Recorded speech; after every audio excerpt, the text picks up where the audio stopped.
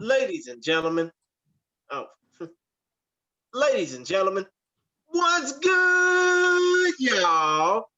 It's Chris Gary, it's Andrew Benjamin, and you tuned in to yet another edition of the We Are Rizin podcast, your source for all things about the Rizin FITE Federation in Japanese mixed martial arts, or as is the case very often, when it comes to things that we want to talk about, we tend to shoot the shit and just let things be. Follow us on Twitter at We Are Rizin Pod. That's WEARE or IZINPOD, all in one word. You can follow me on Twitter at ChrisGary92. You can follow Andrew on Twitter at ABenja1. If you follow us, we will follow you back. But again, as I said, got a special edition of and shit. By the way, my apologies. You can also check out the show. Before I even get to talking about our guests, you can check out the show on Stitcher, SoundCloud, YouTube, Podbean, Apple Podcasts, and all other podcast providers of choice, or, well, wherever you get your podcasts. But still, enough about us yapping. Our special guest really needs no introduction, so we'll let him introduce himself. Please speak, sir. That's the strangest introduction I've ever had, but yes, Stewart Fulton, glad to be here. Good to see you guys. It's been a while in the making. I have to apologise for all the schedule problems. Of course, there's the time difference being in different continents, but here we are. Yes, no, I'm so glad. I was starting to think this was going to become the Khabib Ferguson of interviews. I figured it was never going to get off the. Yeah. Well, yeah, here we go. So, yeah, how you doing, guys? We're doing great. How about yourself? You got a busy schedule coming up, sir. I don't know how you do it. How do you just do all this commentating? Just do all this research, do all these pre-fight interviews. It's just like, how do you do all of it? I don't know, man. It's for the love, you know. If there's nobody else there to step up to the plate, then you know somebody's got to. So yeah, that's all I can say. You're doing quintet, so that's grappling. You do Pancrase, which is MMA, and you do kickboxing for Rise. So it's like I'm just surprised that I've never seen somebody do so much for combat sports in general. Or just getting all that stuff out there. It's a lot, and I admire that you do it so well and efficiently. Thanks, man. Yeah, much appreciated. Well, I'm lucky to be where I am, and I've been here for almost 20 years now. So I know the scene deeply, possibly more deeply than the majority of people firsthand, and of course the practical side of things. You know, I've been able to train here. I've had experience competing here. So my love for the martial arts is finally I'm able to use it to some extent after my competitive career. You know, to have insight into MMA, grappling, and kickboxing out here is it's a blessing, and I'm happy to be able to do my part to bring that to the world. And also, you translate fighter interviews as well for Pancrase, and actually for anything where a fighter speaking Japanese. How long did it take you to become fluent in Japanese? Well, that's how long is a piece of string kind of thing. The first year was a crash course, and anybody who has launched themselves into a culture and language that they're not familiar with knows that your listening comprehension goes up very quickly, but your output is not catching up. So you get a gist of what's going on, you know, in the early months, but there's only so much you can actually say and articulate. So the first year was a crash course, and of course in just after the about half year, 6 months, 7 months, I joined Takada Dojo, and yeah, I mean, I couldn't have a conversation then. It was just greetings, basically. I guess to answer your question a little bit more thoroughly, it took me 3 years to get comfortable with most conversation scenarios.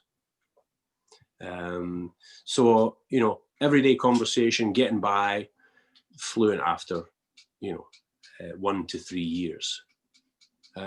As far as actually translating stuff goes, it took a little bit longer, 5, 8 years, and I'm still learning. It's like the martial arts. You don't stop learning. Actually, it's a great start point for one of our questions from a fan, from our buddy Gentleman's Combat. He wants to know what your general experiences in the Takada Dojo were. General experiences. Okay, well, generally speaking, it was hellish. This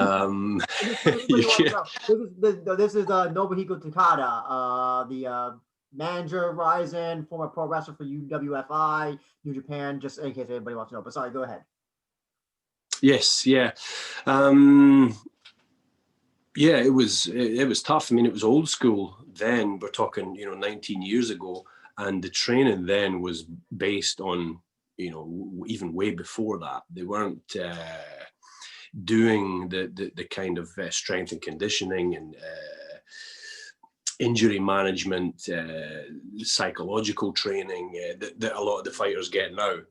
It was basically, you're in at the deep end, try to at least not drown. So I think when a lot of people think of martial arts dojos, that video of you ever see the Satoru Sayama Tiger Mask? That's usually what people think of. Is that at all, I guess, accurate of the Takada Dojo as well? It wasn't far from that. And speaking to the guys that I know that came up through Shuto and Pancrase, they all had similar stories. You were on the end. You were on the shitty end of the stick. The senpai kohai senior junior relationship is incredibly complex and very strong here. So that's something you have to navigate as a foreigner initially. But yeah, it was quite brutal, and yeah, I saw some things that would not be acceptable in normal society. But that was just the way it was, obviously hindsight is 2020.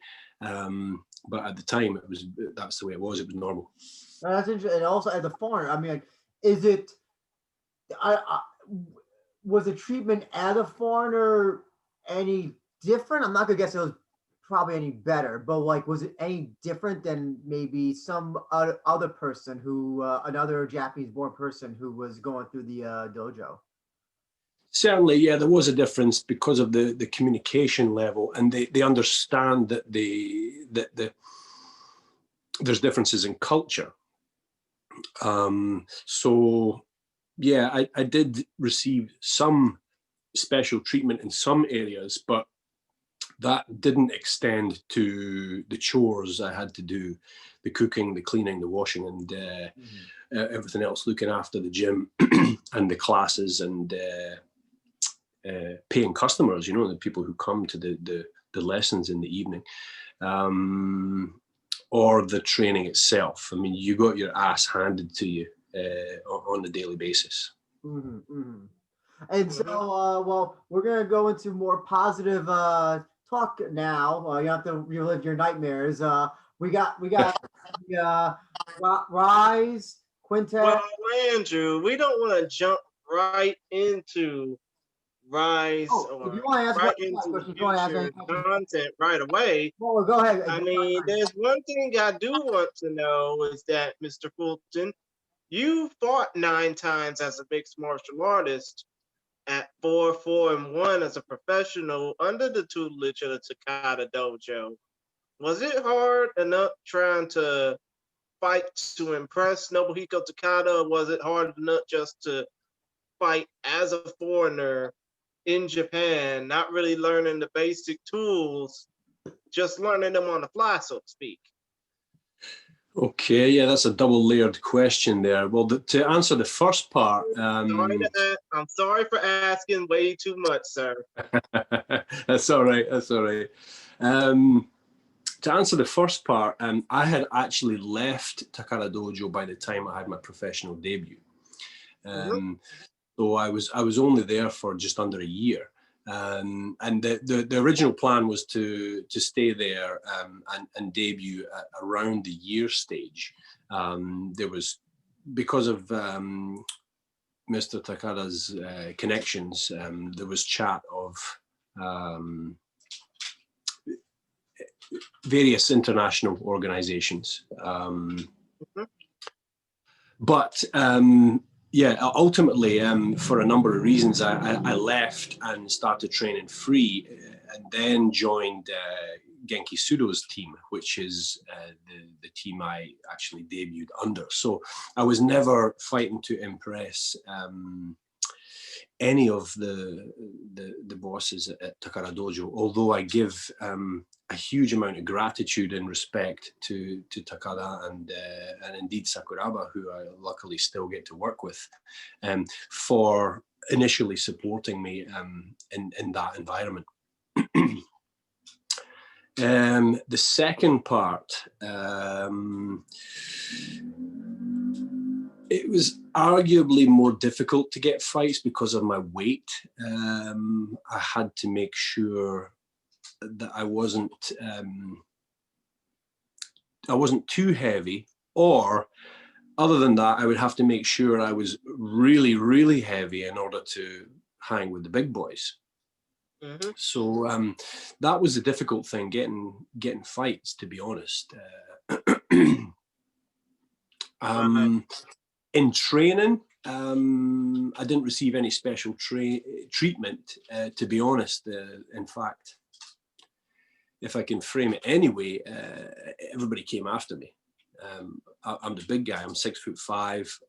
At that time, I was, light heavyweight, between 95, 98 kilos. So, essentially, I could drop to light heavyweight. I could even drop to middleweight, to be honest, at that stage. But it would have been really tough because of my height.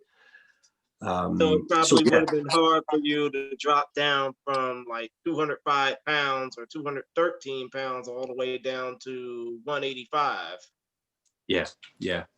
So in training, everybody and their mum was coming after me, just balls to the walls. There was no, yeah, let's go light, or let's drill, or, let's roll. It was just coming after me, trying to knock me out, trying to tear my arms off and stuff. So yeah, that's always been there. But that's the way it goes, when you're an anomaly in an environment like this. Actually, speaking of training, I believe I understand. I think you bruised or broke your rib about a few months ago. Yeah, right at the end of July, just after the lockdown. Well, I say lockdown, it was a voluntary lockdown, a soft lockdown here, got lifted, and the gym opened again. Okay, how's your rib? How's it doing? Are you fully healed and all that stuff? Oh yeah, no problem at all. Yeah, I was really worried at the time because I'd never done any rib damage at all, although I've had a number of injuries all over my body. But I'd heard how painful it was and how long it takes to heal, and really there's not much you can do about it. You just got to wait. So yeah, it was just rolling. I was rolling with a purple belt, and he always goes really, really hard. Hell of a nice guy, but he's hungry, and he wants to go for it. And yeah, I was just passing guard. I don't remember exactly, but I was passing guard, and I think I got a foot or a knee into the rib cage, and just a little bit of a tweak there. So yeah, I was out for about 6 weeks, although I did go back to do weight training after about 4 weeks. So the rehab's been going fine, and I've been rolling again for another couple of weeks now.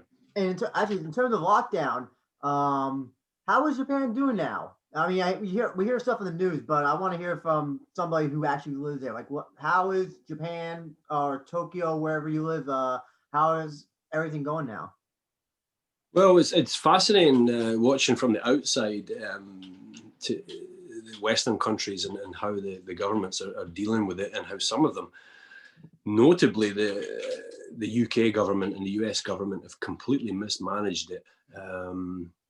Here, because they can't legally enforce a public lockdown. It's actually in the law, written into the law. It's against human rights to do that. So basically, all they could do was request that people stay home, don't travel, limit contact, check your temperature every day, wash your hands, use the alcohol sprays at all the shops, and it went fine, which is kind of ironic because Japan is classically known as a bit of a nanny state, where people are told in a communist way, how to behave and how to control themselves. But everybody was, obviously there was people complaining, but people go on with it, and it worked. And we've been super lucky here, really, really super lucky in all aspects of the pandemic. Some businesses have been hitting hard, of course, financially. So, certain sectors of the economy have taken a bit of a bash, but overall, the people are coming through, and the number of cases, and especially the number of deaths, is very, very low considering. So yeah, we're pretty much back to normal. I mean, there's social distancing, but yeah, we're not restricted in any way, like in the West.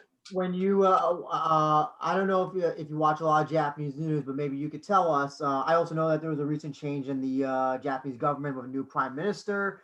What is there a timetable for when I guess restrictions on foreigners might happen? Because I know that's one of the things that happened with Pancrase. Pancrase is supposed to bring in a bunch of foreigners like Riley Dutro, Rafael Silva, who's a bantamweight champion, and just other promotions as well that have been affected, where they can only use basically to anybody who's just in Japan, nobody outside the island. So has the government talked about like a timetable for when they might have a soft lifting of foreigners, or something for athletes, or something along those lines? I haven't heard any official line on timetable, but I do know that there's talk of lifting restrictions on bringing athletes in. Yeah. So that obviously means a lot to a whole bunch of sports, not to mention the Olympics next year. And it probably sucks even more for sports like football, basketball, and baseball, which of course baseball is probably the #1 sport over there. Yeah, baseball is big, so yeah, it's a big industry. Mm-hmm. Mm-hmm. I know that Rise had the for the Yokohama show, it was a limited audience.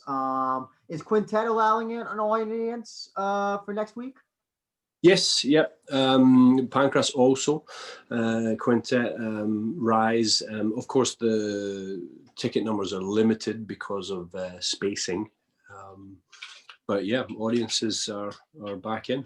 Mm-hmm. Oh, okay, great. Because I think the last Pancrase show did not have an audience. I think it was no, zero audience, or whatever it's called. That's right. Yeah. It was a non-spectator show last time, but yeah, we're back on this time. Okay, great. Yeah, let's talk about all the shows coming up. Let's go through. Let's do it like, I guess, chronologically. This weekend, Pancrase 319, with the main event being Hiroto Yuisako finally returning to Pancrase. I feel like I've heard about him against Toshi Luxor Matsumoto, of which this is pretty much a battle of the Rizin alums. Yeah, at lightweight. I feel like that Hiroto Yuisako has been trying to get a fight for like the entire year, and everything has just like worked against this poor guy. I feel so bad for him. Yeah. This is a big fight, to be honest, and it's kind of going under the radar at the moment. But anybody knows anything about these guys, I mean, you've got the former deep featherweight champion against the reigning Shuto lightweight champion. They both fought in Rizin. They're both absolutely phenomenal level mixed martial artists, and Pancrase has been able to put this on. So it's brilliant. And would you expect the winner to kind of just get to be the de facto #1 contender for the Pancrase lightweight title? I'm not sure how that's going to go, to be honest, because we have an interim lightweight champion just crowned. So yeah, I forgot, because the whole thing that threw me off was the weight class. So I forgot that because it was a featherweight. They were all went up and they did the one championship thing. So that's why I forgot that the lightweight championship thing happened. Sorry about that. Of course, yeah, that's right. Because of course Matsumoto fought our Pancrase champion, Takasuke Kume, in one, and it was an incredible fight. If anybody hasn't seen it, it's well worth the watch. So yeah, that went down. Now Matsumoto's making his Pancrase debut, and Uesako's always hungry. I mean, this guy, he's got no stopping him. He's going for it. Looks like one of the other notable matches on the card, apart from the co-main event, will be Issei Tamura taking on Akira Okada. Tamura, basically a mainstay in Pancrase, one of the top guys. Anything you could tell us about that fight? Yeah, that's a very good fight. It's just before the co-main event, so it's the 8th bout on the card. Tamura, as you know, he's fought in the UFC. He's former featherweight King of Pancrase champion. He's not tall, but he's incredibly powerful. I mean, he punches and kicks like a tank. When they went to war with Argentinian, who's based in Brazil, Nazareno Malagari, to unify the belt, he lost that match to Malagari. However, he put Malagari out for a long time. He with his low kick early in the first round, he blasted his knee and forced the Argentinian to take surgery after the fight, and he was out for a while. So yeah, we're talking about a guy here who is he's dangerous. I mean, he'll put you away at any opportunity. Really, really hard kicker, hard puncher. And then you've got almost the mirror version of him, except with the punching. Akira, who's dropped a weight class, and in my opinion, he's looking much better at this weight class, because he's also not very tall, but he's very bulky. I mean, the guy is he's yoked, and he hits hard. I mean, I spoke to Andy Main some time ago, and he told me that Akira punched him probably the hardest he's ever been punched. Wow. So this is going to be an explosive fight, a very explosive fight. Now for me, the real main event of the entire card is, I can't believe I'm saying his name. We got in bout number 4, welterweight, Yuki Kondo, 61, the living legend, and 9, taking on Yutaka Kobayashi. I cannot believe that I'm still saying 2020 that Yuki Kondo is fighting in this decade. I mean, basically, Andrew, you're probably more amazed at the fact that this is his 4th decade fighting. He fought in the 90s, 2000s, 20 teens, and now here we are in the 2020s, and we're still talking about Yuki Kondo fighting for a living. What can you tell about this? I guess a milestone. Every fight that he's fighting is a milestone. But yeah, let's talk about Kondo fighting in 2020. It really is incredible. I mean, how many people can say that? I mean, there's a number of legends in the sport who have fought into their 40s successfully, and you know, they've taken some hard losses in their latter years, but they've done stuff that younger guys can't do and have never done. You know, it's just it's very difficult to imagine that kind of lifestyle and constantly fighting for that length of time. I trained with Yuki Kondo back in 2002, 2003, I guess. Strictly striking at the time.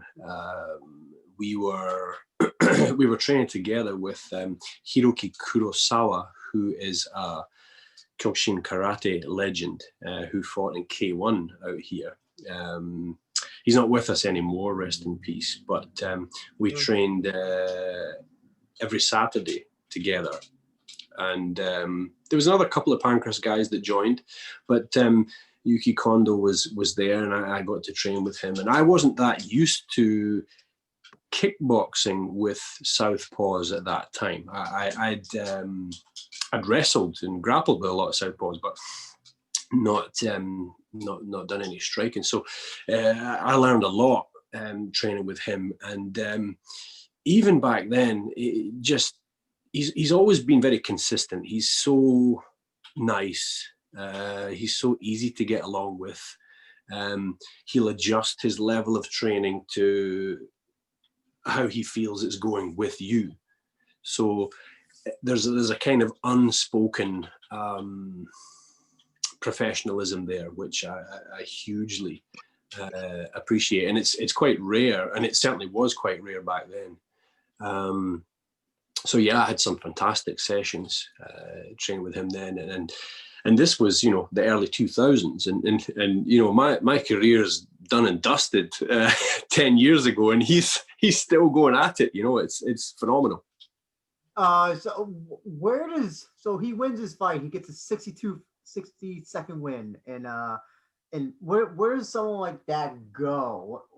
I mean, what would, like, because listen, let's be honest, most people, they want to be champion for whatever organization they are. I don't know if that's in Yuki Kondo's mind. If he's just fighting for fun. If it wasn't in Travis Fulton's mind, it's damn sure not in Yuki Kondo's mind. Same goes for Manoa Man too. So yeah, like what is like next for a guy like that who's based? Hey, he's done it all. How do you? Where else do you go? Yeah. Well, Christian nailed it there. I mean, these guys, that they're doing it for the love of it. They don't care about belts anymore. If he managed to get a run at Pancrase belt again, he would, of course, he would take it. But he's just happy to fight. I mean, that's his life.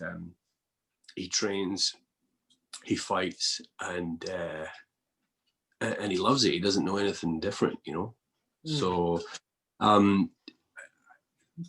What I see is super fights, you know. It doesn't have to be legend versus legend, but this is a good start with Yutaka Kobayashi. You know, his brother Isao Kobayashi is already champion, featherweight champion in Pancrase. Yutaka himself has got a lengthy record. He's a veteran in his own right. So yeah, these kind of super fights are great because the fans get to see their favorite fighters, but they don't have to see them get utterly smashed by a 22-year-old number 2 or 3 spot title contender. Mm-hmm. The other question I've been meaning to ask this because I don't know where to start with this. but on every Pancrase show, and this one no different, I see two people, two fighters who are from this team called Team. Is it pronounced Date? Yeah, I knew you were going to say that. Yeah, I thought it was Date originally when I first read it, but it is Date. Okay, what is the story behind this team? And I'm assuming that they are not all part of the same family. Obviously, Yeah. Andrew, they obviously aren't. There are so many people with that last name. It's kind of like a kickboxing camp in Thailand. Yeah, it's fascinating. It's very mysterious.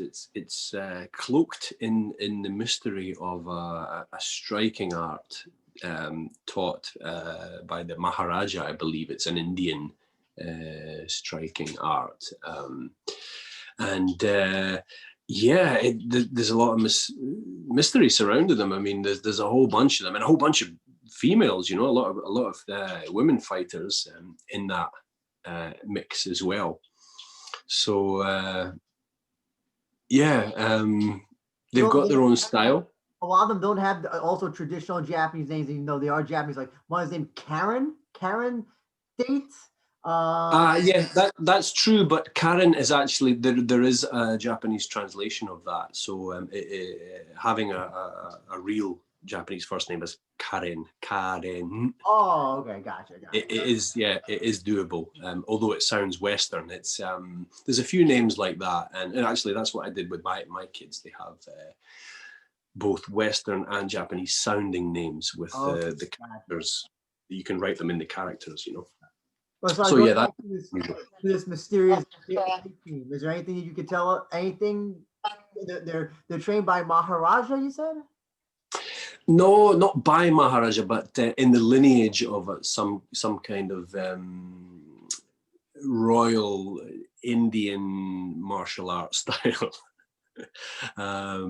I haven't been to see them train, but I guess it's got to happen sooner or later. I've got to find out more about what they're doing there. Something the way you describe me, I feel like you're gonna be they're gonna put a blindfold on you, and you're gonna go in a van in like Kabuchiku or something, and you're gonna you're gonna have to like knock on a door like 3 times or something and give it. It seems so mysterious in the way you're describing it. I'd almost say if you offered, I would say no thank you. Yeah. It's kind of like we can tell you, but we'll have to kill you. Exactly. But it's more into secrecy or something. Which fight on the 319 card are you looking forward to the most, Stewart? Yeah, that's a difficult one. There's obviously there's a few. There's more than one for me. I do like to see J-Taro Masaya Takita. He's an old school Wajutsu Shukai guy.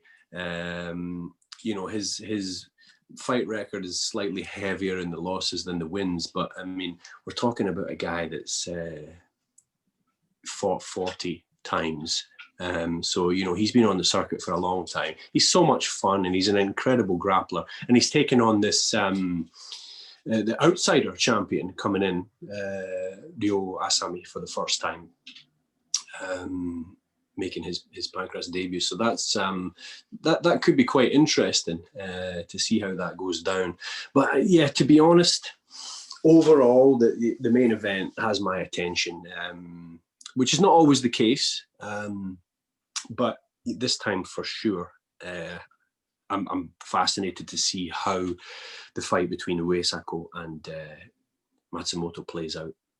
As a commentator, I'm curious to know, and you know, it's not something it's really a thing here in Western MMA, just because a lot of people don't have like under 500 records or something like that. But when you are commentating and you see that somebody has like an under 500 record, what do you think about how do you sell them as somebody that the audience should take seriously as a competitor? Because normally you think, oh no, under 500 record, they can't be that good. They're whatever. So what do you find in someone like that and sell them? Yeah, it can be difficult sometimes, but overall, because fight record numbers are not such a, they're not such a thing out here. It's more about how you present yourself, how you fight, the heart you show, the story that your career has made is much more important out here. So it's always, I find, easier to find positives about these guys, because there's always something good about them. You know, there's always something good that you can find about a fighter, and you just have to dig. You just got to have a look at what they've done and how they are as a person, and yeah, there's always something there. I really don't find it a task at all. Do you think that Western MMA, particularly, you know, UFC, Bellator, actually not even Bellator not so much, but particularly UFC, you think the records are dwelled on too much, and rankings, and that just it kind of almost hinders the product in a way? Yeah, records and numbers are very important. There's no escaping that. Numbers speak for themselves. The evidence is there. But often when you dig a little bit deeper, you know, you've got a guy coming in 8-0. Well, who are the 8 guys he beat, and how did he beat them?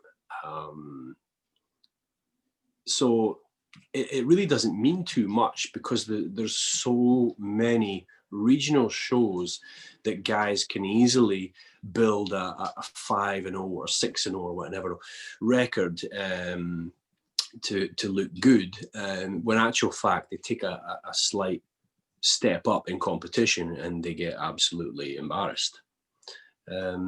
So I have to agree with you there. There's sometimes too much weight put by casual fans on the internet on these numbers. You know, this guy's 5-1, this guy's 6-0. It's like, well, what does that really mean? You got to dig a little bit deeper. I mean, basically what it means is, when it comes down to that type of system, it's kind of similar to how it is over here in the United States with American football, more particularly college football, where you have some of the best teams play in some of the best conferences, and if you play in a lower ranking school or a lower ranking conference, you don't really get that much interest. So basically, if you're like a big time fighter or you want to fight in the UFC, you obviously need to realize that you better get that high ranking record. You better be knocking out people left, right, and center. Otherwise, if your fights end in a decision, if your fights end in a decision, or if they turn out to be lackluster, you don't get interested. Yeah, there's a lot more factors at play than just the numbers. We'll go into a question from a fan since we'll finish up the Pancrase talk. Actually, he's got three things. So I'm just gonna put them all out there. This is from C. And who is the person asking these questions, by the way? C2 King Seal 24, our good friend. He wants you to first know that the Rise audio was a half-second delay, and maybe you could tell FITE TV that.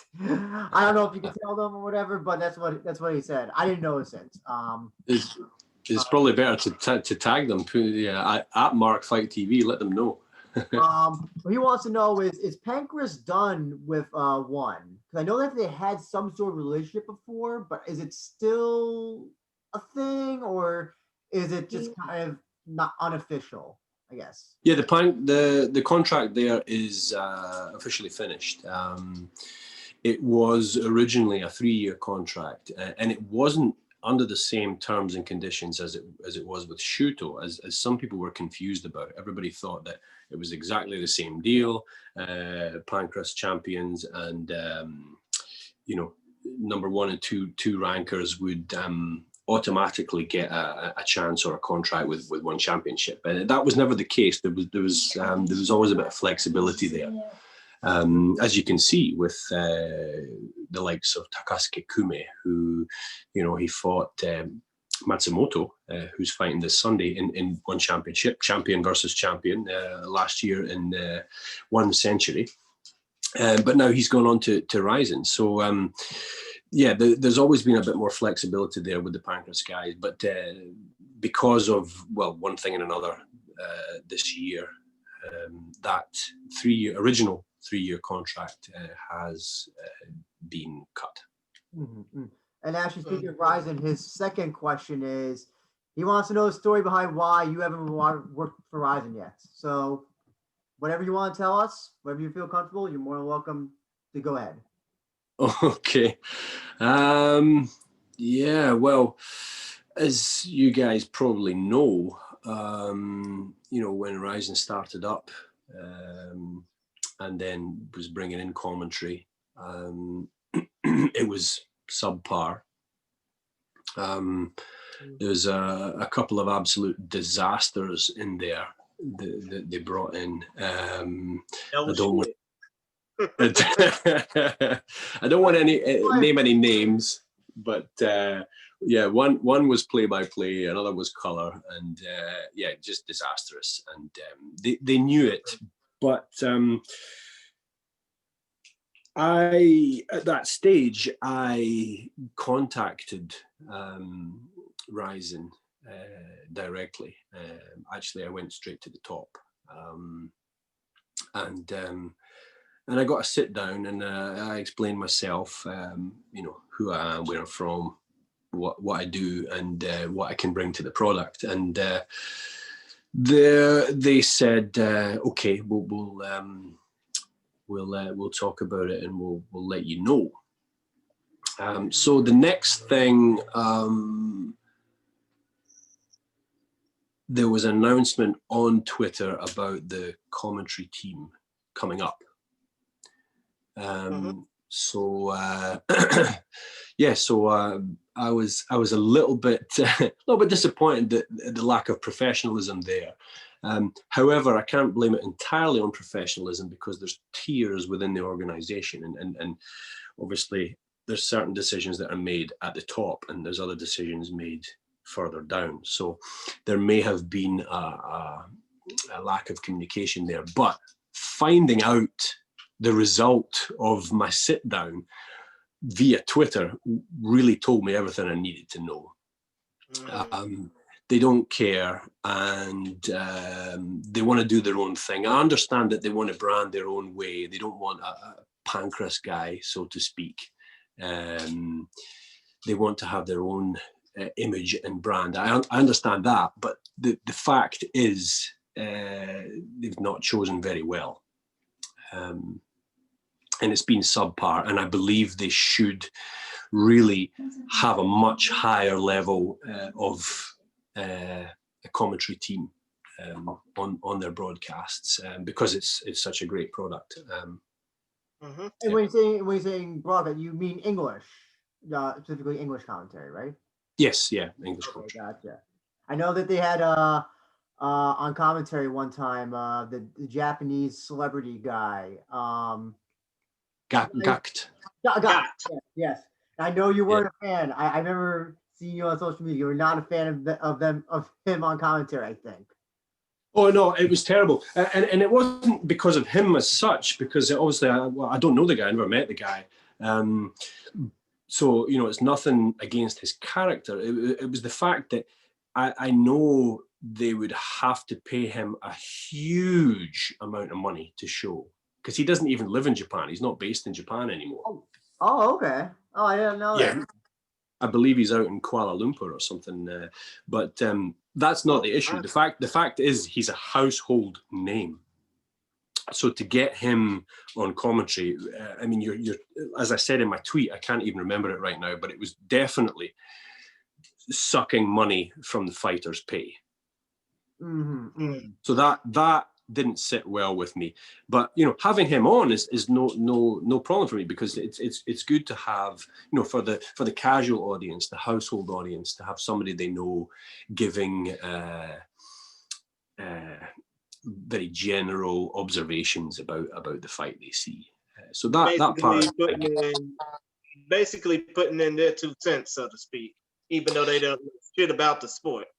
Yeah. Well, and that was the problem with the Japanese audience. Not only were his not only was his commentary superficial, people noticed how superficial it was and and complained about it, so if the general public are complaining about it, then it kind of says something. And he came out publicly after that saying, he really felt that he shouldn't be doing that kind of job. He wasn't qualified for it. So I've got to give it to him. He was honest. Well, on behalf of Christian, I'm pretty sure that, we hope that Rizin, whatever, hopefully they change their whatever stance on you or whatever. Because right now they have no English commentary. And so... And the last time before that, we had a guy in Matt Stryker who was doing commentary pretty much from his bathroom.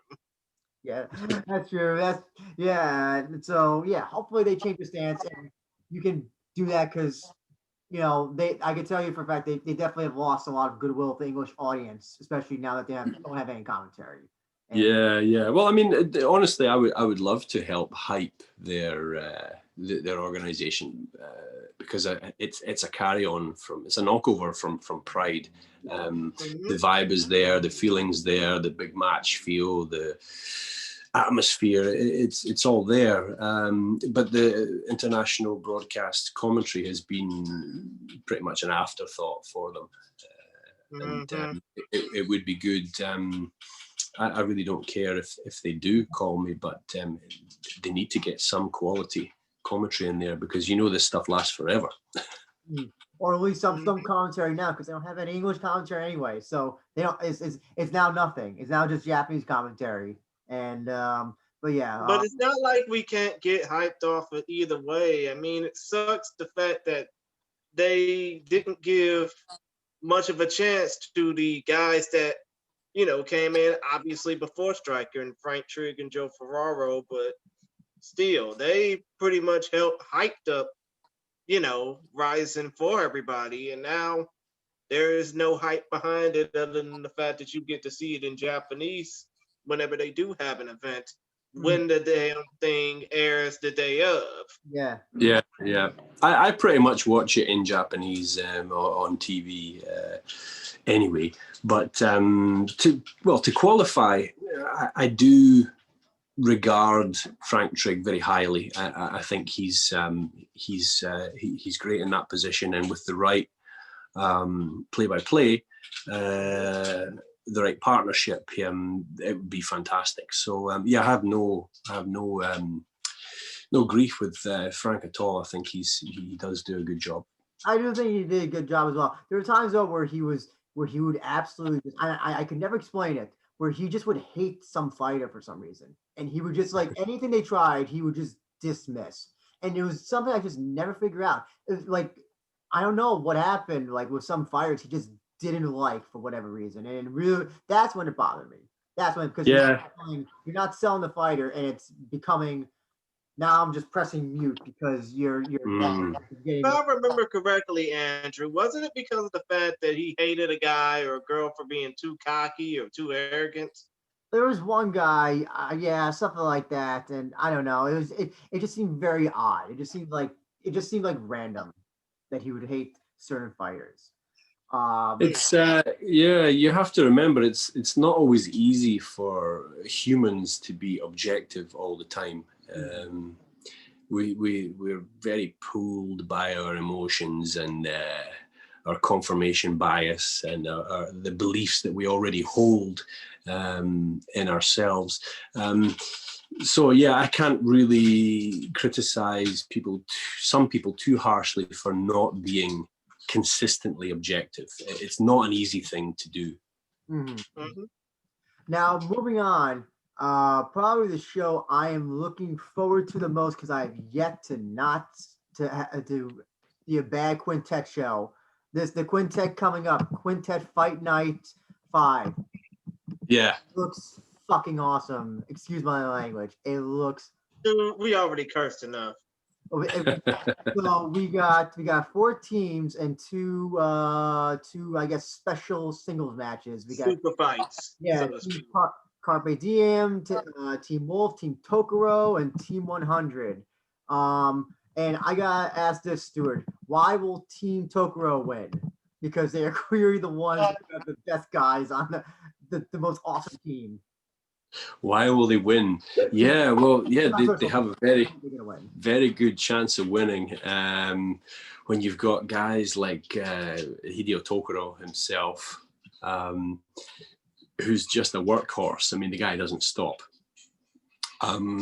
He'll look for a submission. If that doesn't work, he'll capitalize on the free limb that you leave as you're off balanced, defending that first submission he attempted. So yeah, he's himself, yeah, incredible to watch. It just keeps going. Then you've got Imanari. I mean, the name itself is connected to the Imanari role, which interestingly Tokoro went for back in Quintet 1. Didn't get the leg, but got the armbar straight off it, and it was a highlight reel, you know. Nakamura, Daisuke Nakamura, he's another one. He's a chain wrestler. He'll keep going from one thing to the other, and he'll probably eventually catch you with an armbar. So yeah, another really exciting guy. So yeah, and of course the recent addition of Kanehara as well. So yeah, it's Sorry, I was gonna ask, do you ever expect Tokoro to return to MMA, or has he said that he's done with MMA at this point? Is he just like a... No, I wouldn't be surprised if he does. Probably some big shows, I would imagine. Yeah, I don't think he's done with MMA yet. And also for Team Tokoro, you know, I don't want to leave him out, but out of all the names, he's probably the least well known out of all of the five. Naoki Kotani. What can you tell us about him? I think you mean Naoki Kotani. Yeah, excuse me. Yeah. Naoki Kotani. Yeah. He's well, yeah, he's another guy that's been around for days. Ton of experience. He has a judo background. Trains with the rodeo style team who have been producing fighters for years now, MMA fighters for years now. Former Zest lightweight champion. Yeah, the guy's a stud and not to be slept on. Mm-hmm. And then especially considering the fact that he fought in the UFC before. Yeah, massive experience there. Yeah, he's got that old man strength, you know, 38 years old, and he's, you know, he's been there, done that, and he's not going to be easy to finish. Second team we have is Team Wolf: Michiro Omigawa, Seiichiro Ito, Shinji Morito, Masato Uchishiba, and Grant Bogdanove. Is that how you pronounce his last name? Bogdanove? I was actually wondering that myself. I've never met the guy, and I need to meet him and ask him how to pronounce his name before we do the broadcast. So yeah, I'll have to double check that. What can you tell us about Team Wolf? Obviously, Omigawa, you know, probably, you know, I think, didn't he, I know he teaches judo. Does he have was he an MMA fighter as well at some point? Omigawa, oh yeah, very long MMA career, and in the latter stages of his career, he did a lot of kickboxing and shoot boxing. I think he's the same age as myself. Yeah, he's 44 this year. So he's been around the block, and I worry about the damage that he's taken in MMA. But Quintet's great for him because of his judo background and his fast grappling skills. Yeah, it's always good to see him in action. And for the second team that we have. Oh, interestingly, sorry to interrupt you. Interestingly, Omigawa is the judo teacher of my broadcast partner this time. There's a new guy coming in called Mark Pickering. He's I know Mark very well. We talked about. He told me that's his judo teacher as well. Right. Yeah. So there's an interesting link there. Yeah. Team 100. We got the always great Kao Uno, Kenichi Ito, Shoki Higuchi, Kohei Yasumi, and Tohiyasu Sagai. what can you tell us about this team, other than, Kao Uno is one of the most awesome grapplers in the world? Yeah, well, yeah, Kao Uno, his name speaks for itself. I mean, the guy he's done so much for the sport. He's inspired he's inspired probably 2 generations of fighters, to be honest, if we're being honest here. UFC veteran, former Shuto champion. He's competed in ADCC last century, took 2nd place. So yeah, I mean, he's outstanding in himself. As far as the rest of the team goes, Kenichi Ito, actually, I know fairly personally from my training at Alliance. I used to train free, and a lot of the heavyweights trained at Alliance under Tsuyoshi Kosaka, TK, back in the day. So we're talking like Fujita, Hirotaka Yokoi, who fought in Pride. A lot of big guys, a lot of heavyweights trained there over the years. And I knew Ito from there, although because we're different weight classes, we very rarely rolled together. I mean, it was a couple of times we rolled together, and he's a really small guy and like super fast. But yeah, the size and weight difference meant that we didn't train together a whole lot. But he's been working hard for years now. And he was out in the States after, I believe it was after Quintet 3, he stayed and did some training there, and he went on to do the Naga World Grappling Championships there. But he's also another older guy, same age as me as well, but a ton of experience. The other guy, Kohei Yasumi, he's incredibly strong. His MMA career is nothing really to speak of, but he's an incredibly powerful grappler. So yeah, expect a display of power from him on Tuesday week. The last team we have is Team Carpe Diem with Masahiro Iwasaki, the returning Tomoshige Sera, Daisuke Shiraki, Tomoyuki Hashimoto, and Masaki Takura. I mean, Sarah's been around for, I think, he's done a few quintet shows, if I remember correctly. He has, yeah. Mm-hmm. Sarah's been around for a while. And so yeah, what can you tell us about this team? Well, Carpe Diem, they're the ones that the focus is on, because of all the fight night events, the Quintet fight night events, they've won them. So they've been unbeatable. So everybody's after them. It's a headhunting mission. Sera, he recently fought Shinya Aoki in a grappling match, which was quite interesting to watch. I think wasn't that for one? I think. Yeah, it was. Yeah, it was one of the smaller one shows. But Iwasaki himself, the so-called team leader in this case, incredibly strong guy. I mean, everybody who rolls with him says this guy is unfeasibly strong. So yeah, expect great things from him. And Hashimoto, actually, he's one of my personal favorites, because he's one of those guys like Gio Martinez. He's really small and slightly built, but he makes up for that in impeccable techniques. The way he moves and how he thinks his way through a fight. So keep your eye on Hashimoto. He's an exciting one. I love what I like about the whole team aspect is the strategy behind it. So just to let everybody know, also there's rules that with it. I think if the two competitors are above, one is above, it's like shorter time limit if the person is like 30 or 40 pounds or something on the other person, something like that. That's right, yeah. This is not the open weight version.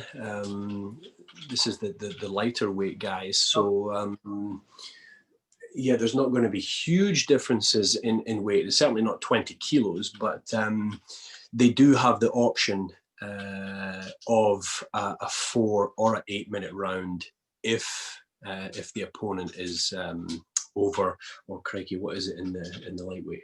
6 kilos, 8 kilos, something like that for this version, the fight night version. Because I like that, because the strategy with this whole thing, this whole team is so, ideally, you think, oh, let's put Imanari in first because he's maybe the best guy in the team. He could probably steamroll through everybody, but then in the slight chance that he loses or does not go forward, it draws. You just lost your best guy. I like that strategy. Who do you, or you know what? Maybe let's say his cardio isn't good. Can he do 5 matches after? Is he gonna gas out the second? I love that there's a whole strategy behind who you pick first, and who's the best guy to go first. I love that. I really love that aspect. And just like, how do you maneuver, going through something like this whole women team grappling style. Yeah. That's one of the fascinations of Quintet, that factor in the strategy. It can change everything, and it doesn't mean anything if you put out Josh Barnett first and you have somebody who can shut him down and survive without stalling. Mm-hmm. I know. You know what I'm saying? I remember the best thing I ever saw. I have to tell you this was the ladies quintet when you had the. So super exciting. I'm trying to remember. I think oh my god, I'm trying to remember the team. Whichever Sarah McMahon was on. Team, I apologize for forgetting, but before that there was a Japanese grappler, I'm forgetting her name, who was just going through everybody. Going for everything. Sarah McMahon comes on. She looks like a monster compared to this lady. Sarah McMahon just puts her in a guillotine, wipes her out. Anything. McMahon's is just gonna go through everybody now. Then McMahon gets tapped out by, I'm forgetting what her name is. Again, sorry, it's 7 a.m. here and my mind's not properly working. So, but yeah.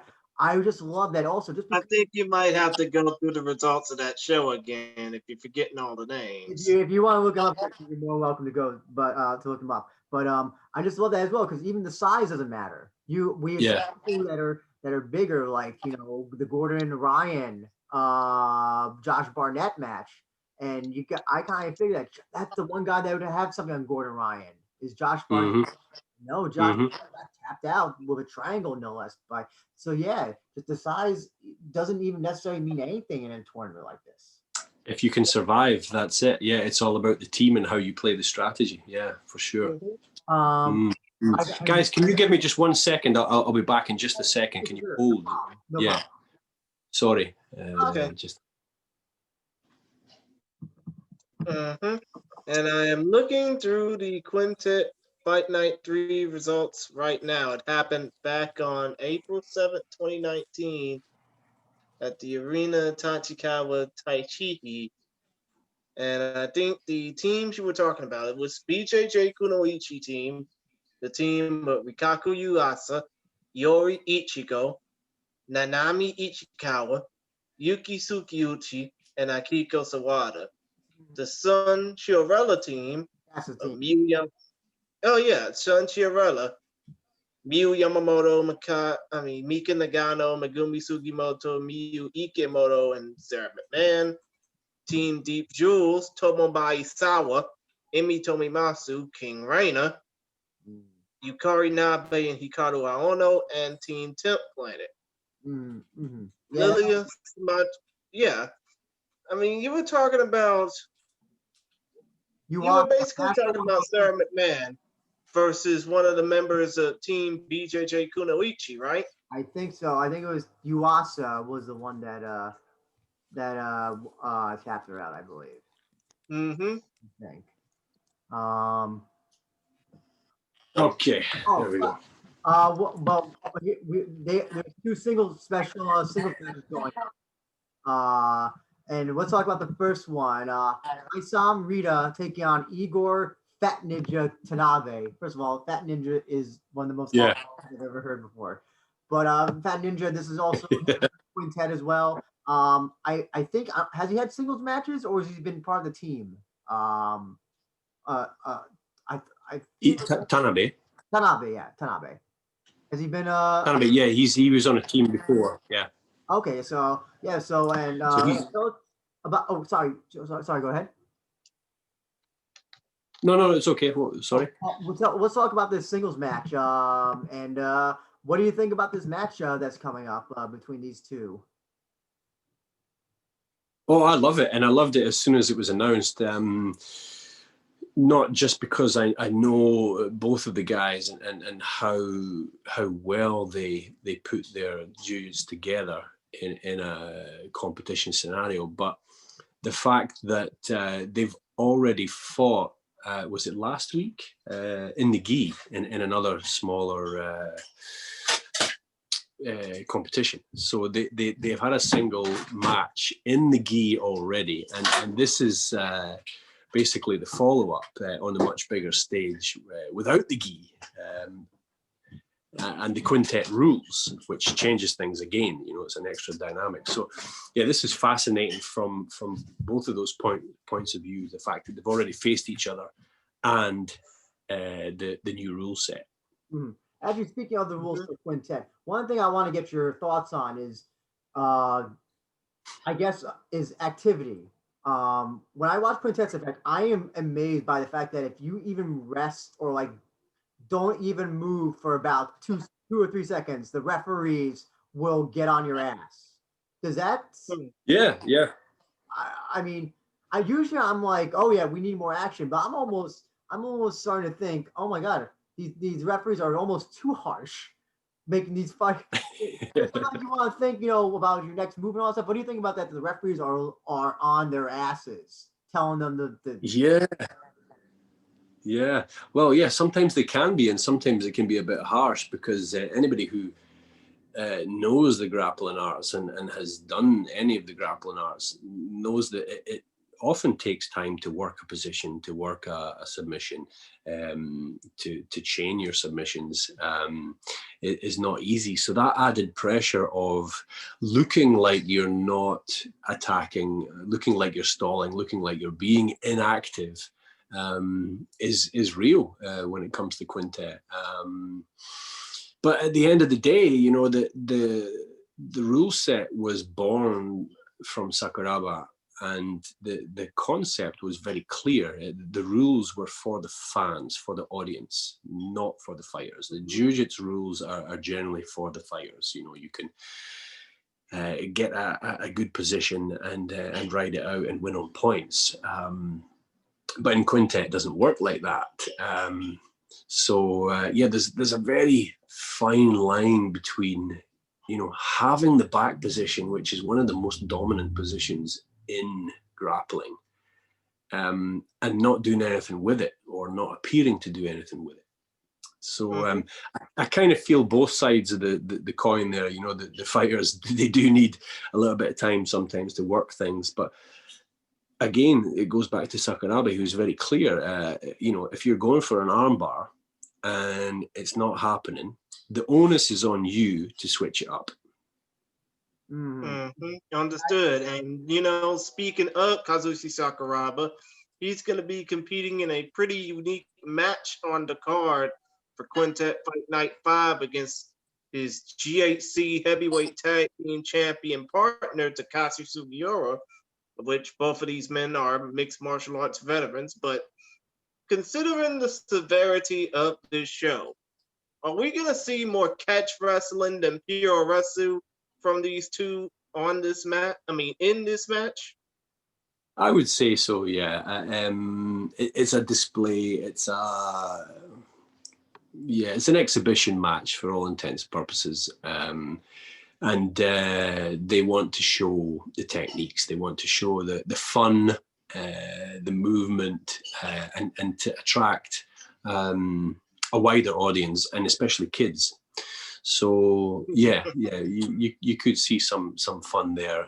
That was a little bit of the confusion last time at Quintet Fight Night 4 in Akita with these special Iron Man matches. It wasn't clear that these were exhibition style. So people are like, yeah, what's going on here? He's not even trying. But you know, you got to see it for what it is, and for what Sakuraba is trying to do for the sport. You know, his aims in attracting a wider audience. Yeah, it's going to be a lot of fun. It's always fun. Sakuraba loves what he does. You know, he's an entertainer. So. It'll be good. Because if he didn't love what he do, he'd be a born fighter. Yeah. And with that, you know, so Quintet will be on UFC Fight Pass next Tuesday. It'll be up live. I'm assuming, right? It won't be, there won't be any tape delay or anything. No, it's live as far as I know. Yeah. Okay, great. And the last show we're going to talk about is the upcoming Rise Osaka show. And the thing I have to say is my favorite female kickboxer now is Sasori. Why is Sasori the most awesome kickboxer in the? I have this everything it works. She makes that whole gimmick, if you want to let it work. What did you when you saw her for the first time? What did you think about this? Also, here's the other thing as well. She doesn't give her age. Nobody knows what her age is. She comes out wearing black hat, she looks like kind of like Carmen Sandiego from the children's game show, but instead of red, she wears all black. She's got tattoos, so she already looks different from all the other Japanese. What do you think about this Sasori character? Oh, she's a manga character. Yeah, she's a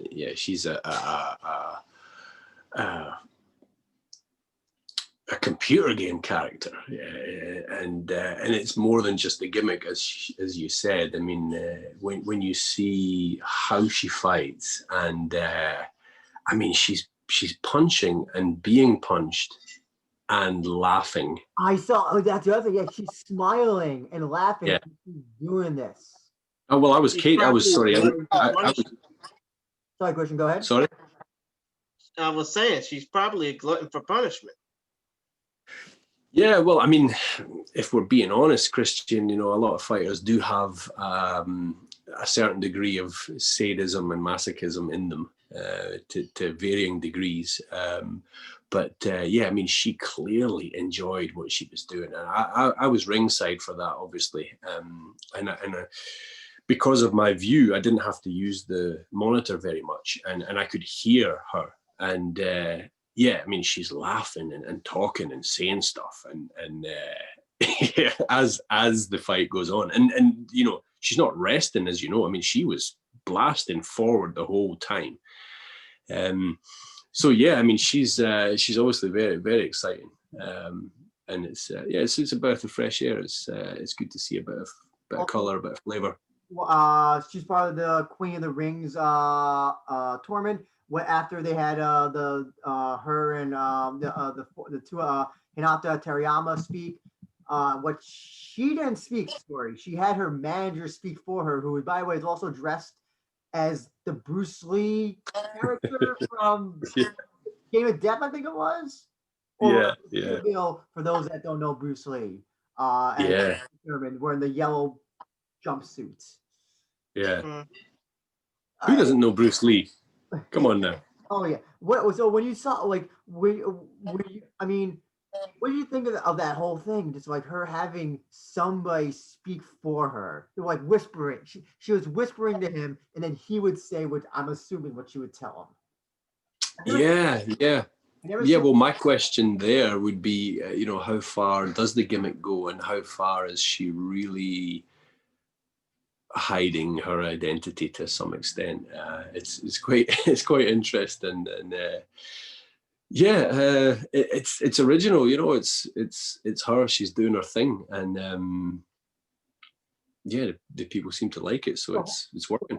The whole thing about her hiding her identity, I don't know if becoming a kickboxer and being on Beam TV is, if you want to hide your identity, is the best course of action, especially as you win matches and you get higher name opponents. I don't know how long you can go hiding True.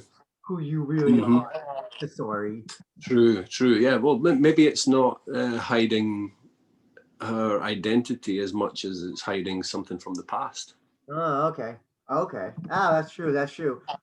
I know that it happened the last show, but I still gotta bring it up. I think probably one of the most I couldn't believe that happened. Naoki beating Taiju Shiratori, probably one of the kickboxing upsets of the year, if not the last decade. Massive upset, yeah. And it was good to see Shiratori come on social media afterwards and admit that he took him lightly to a certain extent, and lost because he was not the stronger man on the day. I mean, of course, that's being particularly humble.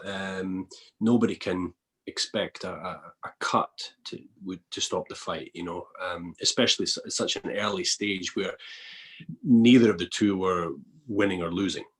Yeah, I think it was. I was shocked, that it happened, but it made for an interesting main event with Haraguchi. Though I think Rise is hoping for Taiju versus Kento, but maybe that'll happen down the line at some point. Hopefully for Rise, I think that's kind of the direction they want to go in. Yeah, it'll happen sooner or later. Yeah. Let's see. Well, there's 1,000 fights on the Rise Osaka show, so we'll just go through a few of them. I think the ones that stick out. And I couldn't believe when I saw that this fight when I saw the graphic for it, Kan Nakamura taking on Full Swing Yui in a kickboxing match. It's Full Swing's kickboxing pro debut. How does a fight like that go? When the MMA fighter goes into the kickboxing, realm, it usually does not end. Yeah. But Full Swing kind of just does box for the most part. So in a way, it's kind of like the best case scenario, I guess you could almost say. Mm-hmm. Well, yeah. Well, it goes one way or the other. You know, they get sent back to their wheelhouse, or they cause an upset, and things go from there. You know, one thing you've got to remember is Uoi is he's a Wajitsuke Shukai Hearts guy, so I mean he's training with Kenji Osawa and a lot of the pros that come there, Hiroto Uesako, a couple of one championship fighters as well. So it's not like he's lacking in training. You know, he's not coming into this cold. But yeah, it's swings and roundabouts. It can go this way or that way. And that's the fascination. Speaking of the Hearts guys have been busy lately. My God, I think that's every major Japanese MMA show or kickbox show they've been on. They've had at least one representative. So the Hearts guys they're just pumping out people. They're just pumping out talent. Amazing talent. Few of the other matches that stick out. Shiro Matsumoto, Seki Ueyama, the shoot boxer Seki Ueyama. What do you think about that fight? And how do you think a fight like that goes? We've seen Ueyama do kickboxing and in straight kickboxing. So yeah, give us your thoughts. Yeah, well, yeah, I'm looking forward to that from the aspect of Shiro fought Tenshin Nasukawa last year.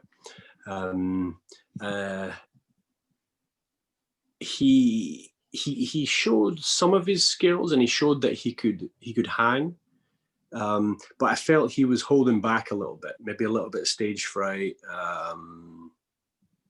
I could be wrong, but just general nerves. I don't know.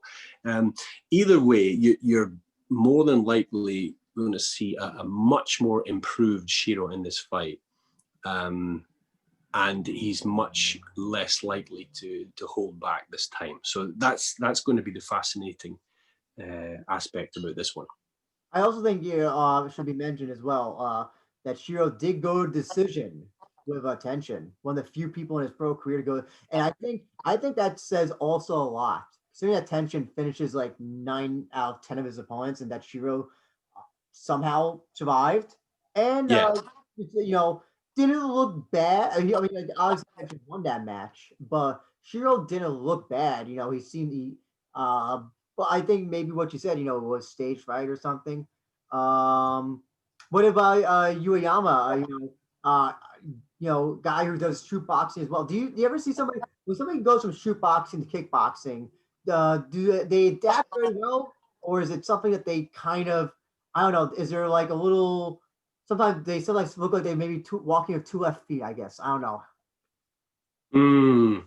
Yeah, well, there's so many of them now, of course, but traditionally the shootboxing guys have a very strong foundation. Their foundational skills, their base is very, very strong.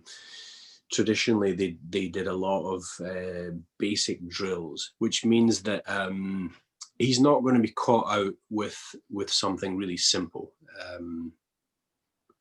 Low kicks, jabs, stuff like that are not going to be an issue for him. So yeah, that leaves it up to the more nuanced aspect of kickboxing, how he manages to find angles and use speed and power against somebody like Shiro to put pressure on it. Mm-hmm. And the fight that I am looking forward to the most, it will be the co-main event, Masahiko Suzuki, Rui Ibata. How do you see that fight going? Suzuki, guys who, if you don't get finished, you're gonna come out of that fight badly injured in some way, or it'll be a fight you regret having. But in Rui Ibata, he's kind of a very I guess you could say potatoes type of kickboxer. He's very technical. He's smooth and all that stuff. Does he have knockout power? Not so much. But the fact is, he's so technical that he almost doesn't need it. That he can just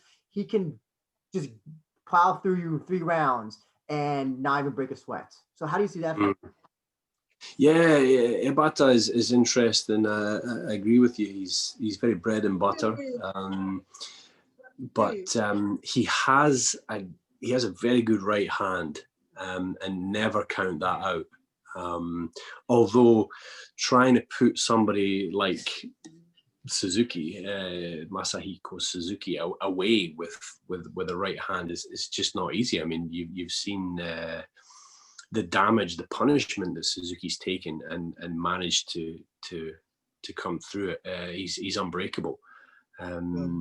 He reminds me of Haraguchi in some ways. Maybe not quite the same power, but ferocious. I mean, once he tees off, it's frightening. Mm-hmm. And I should also know Masahiko Suzuki's he's got this little cult fan base as well, where that people, both Western kickboxing fans and Japanese fans kind of, they just latch on to him. Does he? I don't know. Does he also, like, I don't know? Does he say anything interesting like in his pre-fight or VTRs or anything? Because he seems to have a unique fan base. Yeah. Well, he's another one of these guys that's like kickboxing is not all about Tenshin Nasukawa, So he's obviously very confident in himself and what he does. He's an exciting guy. When he speaks in interviews, he's very candid, and he's an all-round exciting fighter. He goes out there to finish fights. He's not dancing around. He's not playing the points game. He's going out there to finish guys. So this is a really, really good matchup. I'm personally super excited about this particular. And speaking of Tenshin Nasukawa main event, Tenshin Nasukawa versus Yuki. I mean, I normally would say, what does Yuki have or what does an opponent have? But with Tenshin, I always say this: Tenshin is just on this level of like up here, and mostly everybody else is down here. Yeah, bad. It's just that it's like with Floyd Mayweather. They're just on a level of just that nobody else can attain, or that I can't think that nobody else. There's nobody who I can think of currently that can attain that level that Tenshin has. But I don't know, Stuart, go ahead. Does Yuki have anything in his arsenal that can maybe catch tension off guard? Well, yeah, let's not forget that his last few fights haven't gone his way. He needs some redemption. He's got to break this skid. However, the last guys that he's faced have not finished him. And when you look at the names of these guys, who was it? Rodtang Jitmangwa. So he's now in one championship. I mean, yeah. He's this guy he's a world champion. He's an elite kickboxer. Couldn't finish him. Chang Hyung Lee, the Korean guy who fought simultaneously in the knockout tournament and the Rise World Series last year, couldn't finish him. And Hector Santiago, also in July last year, which was the second round of the World Series in Osaka, which I didn't commentate, couldn't finish him. So when you start to put it into perspective like that, okay, he can't be finished, but what does he bring to the table? He still brings some dangerous aspects to Tenshin Nasukawa. However, Tenshin is on that other level. I mean, he's always a half beat ahead of his opponents. He's in the matrix. He's able to see things and react to them in a time zone that his opponents are unable to. I look at the basically he's a young boy playing chess while everybody else is stuck behind playing checkers. Right. When you watch the Koji fight that happened in Rizin recently, and you just realize, yes, it's like I feel like a lot of the opponents try to predict too much what Tenshin does, and that's what bites them because they're thinking, oh, what's Tenshin going to do next? But Tenshin's already done 3 things already by the time the opponent's thinking about what the first thing that's going to happen. So I don't know. So in your opinion, and obviously, before you even continue, those 3 things are become a world champion, become an undefeated kickboxer. Oh, and even though he lost, face Floyd Mayweather. No, that's true. But is there anybody in the kickboxing world who you think has the ability to be competitive with Tenshin at this point? That you, I mean, the obvious thing I can think of is Takaru, but that's not going to happen because K1. Is there anybody else besides maybe Takaru who maybe can put on the most competitive match with Tenshin at this point? It would depend at which way it took place, but yeah, Takeru, he's the one that everybody wants to see, of course. That's practically makes the most sense, but it's not, like you said, it's not likely to happen because of the situation between the organizations. I mean, if he went up, you know, maybe, I don't know, would he ever be in contention? Kento Haraguchi could happen. Yeah. Or from this Osaka show, you know, all of these guys, Shiro, Ueyama, Kengo, Takuya, there's going to be somebody coming out the woodwork here, Suzuki, Ebata. Somebody will come out the woodwork here as a legitimate challenger for him. I know Suzuki fought Tenshin many years ago, so I guess maybe that could be much more competitive now than it was then. Yeah. I don't see why not. Things change, people evolve. I mean, we're talking 5 years ago that happened now. So you know, a lot changes in that time with all the fighters. So yeah, keep your eyes on this next show and what happens after that, who steps up after that for Tenshin, could be quite interesting. Are there any other matches on that Rise show that you think people should look at that we didn't talk about? I know you mentioned the Kengo Takuya, but I mean anything that's like that you say, look out for these two. Or this. Oh well, yeah. If you want to see a banger, Yamaguchi, Hiroto Yamaguchi, he's taking on Ryota Nakano, so a welterweight fight, which is, I believe, 67.5 kilograms. Yamaguchi is he's one of those guys that he throws caution to the wind. He doesn't care. He's got a really solid chin on him. And he knows it, and he doesn't mind it if he loses, you know, trading blows in the phone booth, and he goes down. He'll laugh it off and shrug it off and come back and fight another day. But the fact is, he'll go out there swinging, and he'll go out there with the heart of a lion. So yeah, that's another one I would definitely watch. Yeah. How about for the Queen of the Rings tournament? Who do you have winning? Who do you think it comes down to? That's a difficult one. Well, there's only one answer, and it's a sorry. So I'll answer that for you. Yeah. I mean, yeah, to deal with her pressure is not going to be easy at all. If Terayama can deal with Sasori, Hinata Terayama, if she can deal with that, if she can use the tools she has and come up with a game plan to deal with that kind of onslaught, then she has a good chance of winning overall.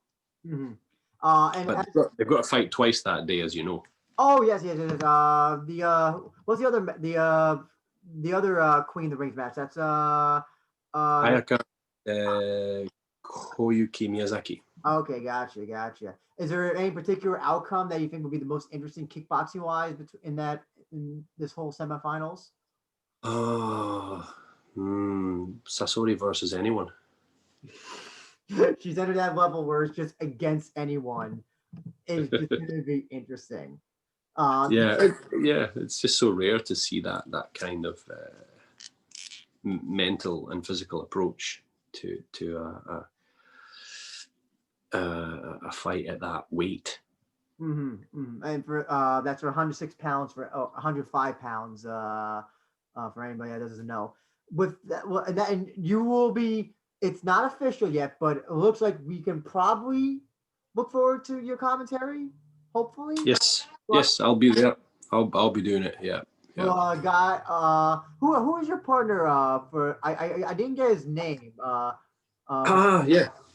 So yeah, interestingly, because of the situation right now, that not many people coming in and out of the country, there was only a few people I could call on, and I spoke to an old friend of mine, Mattias Lorenzi. He's a Swedish guy who fought professional boxing and Thai boxing in Thailand, and then came out here, originally contracted to Pancrase to train their fighters in striking. So I met him at the Pease Lab Pancrase Dojo in the Hiro area of Tokyo, and he invited me along after a amateur MMA tournament that I did before I turned pro. I met him there. He invited me along to these training sessions with Hiroki Kurosawa, who I mentioned earlier,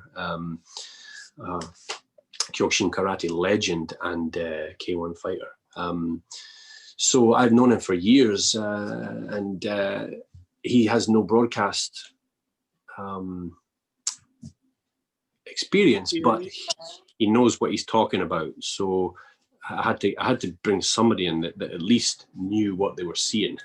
So yeah, Matthias, I think he'll be joining me again. I'm not sure schedule wise, but possibly. I was trying to look him up because I kept on hearing the name. I was like, Matthias? Is it Matthias or is it Matthias? And I tried to look up. It was the last name. I had no idea how to spell, so I was desperately trying to. I'm glad now I know what the name is now. Official. Yeah. All you needed to know, Andrew, is that he's Swedish, not Italian. But yeah, with that being said, well, Christian, do you have any last minute questions for our guest? Well, actually, I have just one, and this is one that I normally ask. When it comes down to your career, obviously, Mr. Fulton, not only are you a fighter, not only are you a commentator, but you're also an actor, it seems, because I think you said a few of your films are already on Amazon Prime in Japan, right? Yeah, yeah, I see. yeah.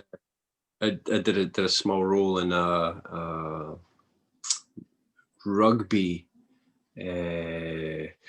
documentary type movie last year. Was it sort of like a biopic or something? Yeah, yeah, yeah. It was a lot of fun, and yeah, not my first one, of course, but yeah, I dabble in a little bit of that stuff.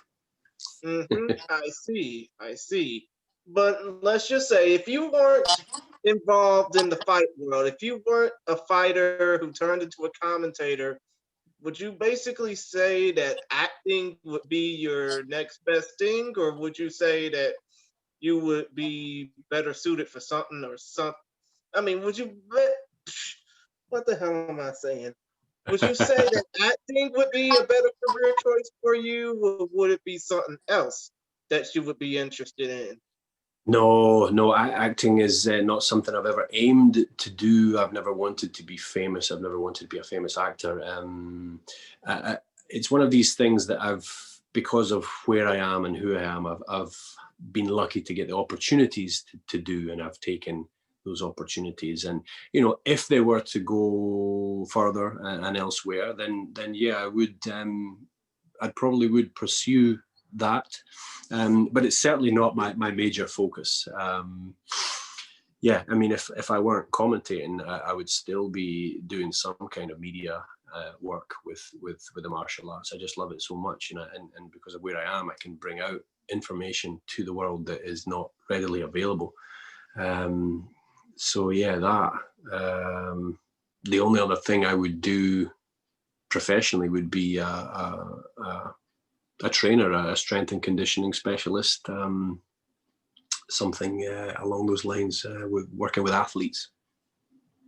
I see. So basically, you would try and be like a specialist to help athletes continue to grow, right? Yeah. Yep. Actually, I do have one. Understood. I do have a burning question with two burning questions. What was the hardest thing to adapt to when you finally settled in Japan? What was like the hardest thing that you can recall? I don't know. I know you said you're 6'5", so I don't know if that was maybe the hardest thing because like just trying to like probably get into like a capsule hotel if you ever had to is probably Yeah. incredibly difficult. I don't know if that was the hardest or something else. I don't know. You get used to that. I mean, yeah, bumping your head is not particularly fun, but yeah, once you get used to not bumping your head so often, it's not so bad.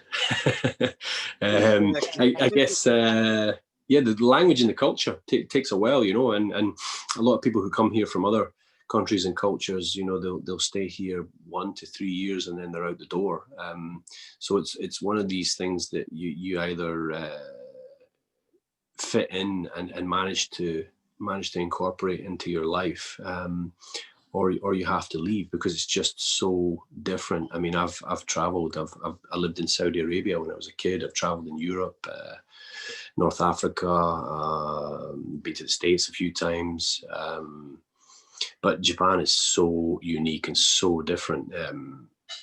It's not for everyone, Mm-hmm. And would you ever consider returning to have another pro fight, or is that you decided nope, no more? Well, yeah, I've been offered. I've had offers in Japan and abroad, and yeah, maybe I would if it were the right thing. But I mean, I don't know. I would have to build up to that. I'd have to get active again. And right now, I'm happy doing what I'm doing.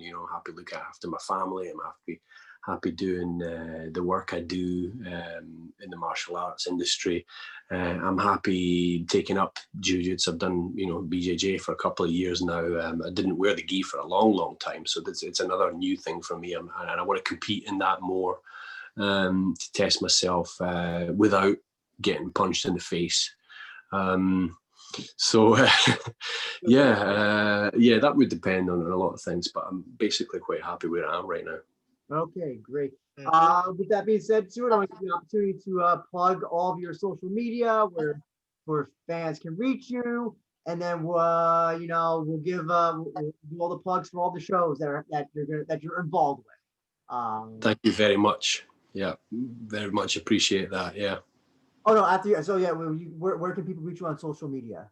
Oh, right. Okay. So, you get me on Twitter, S Fulton MMA, Instagram. What the hell is my Instagram? S Fulton _MMA. Facebook, Stewart Fulton Martial Arts. If any media wants more information from Pancrase, I'm dealing with their international press releases, so hit me up and I'll hook you up with that. Quintet, of course, I'm in it to win it with them. Rise Kickboxing, all of those three. Hit them up and look for my posts about the shows, and I appreciate all the love. And one more thing to ask about those three shows. Even though obviously one of them is going to be shown in Japanese, that's the upcoming Pancrase show, and that means you'll only have 2 shows to work on. What do you hope fans will gain from watching either of these 3 shows?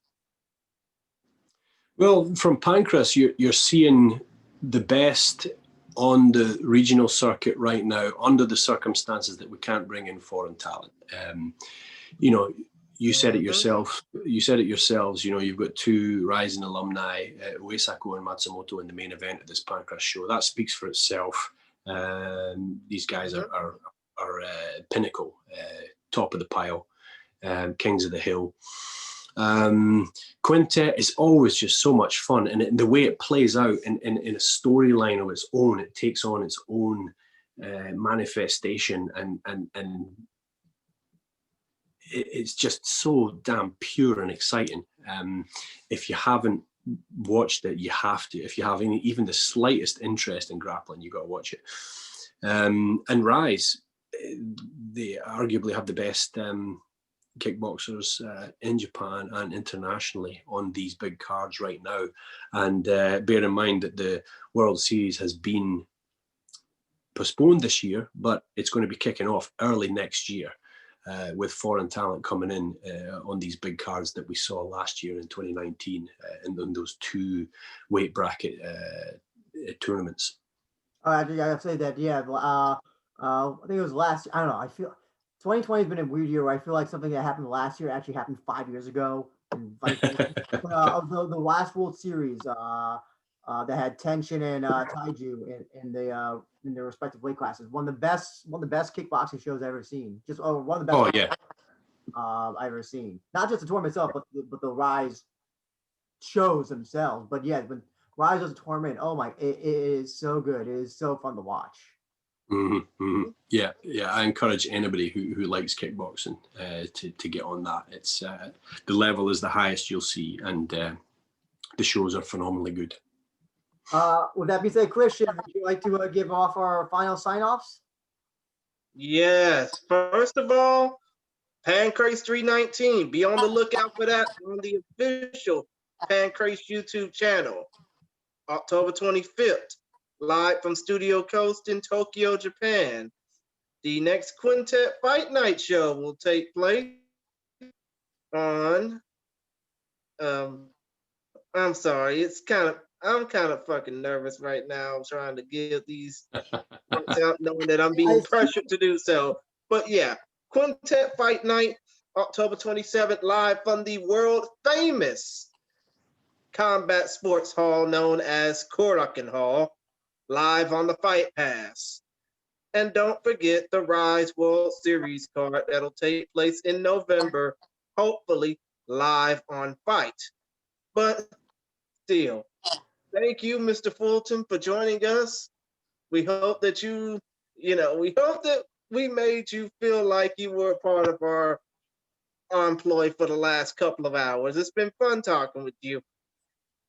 Thank you so much for having me. Yeah, I do appreciate it very much. And we finally got around to it. And yeah, there we go. I hope to see more from you guys. And we hope to hear and see more of you. And I know that people in Rizin do listen to us. Guys, come on. Let them commentate a fucking show.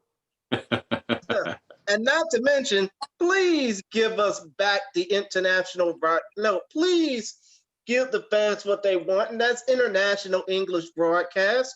Because without you guys, well, without the English language broadcast, without the international broadcast, what would be the point of us saying,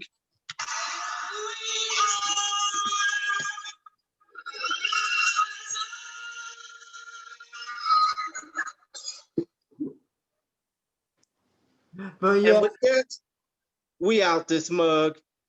Talk to y'all later. Cheerio and peace out.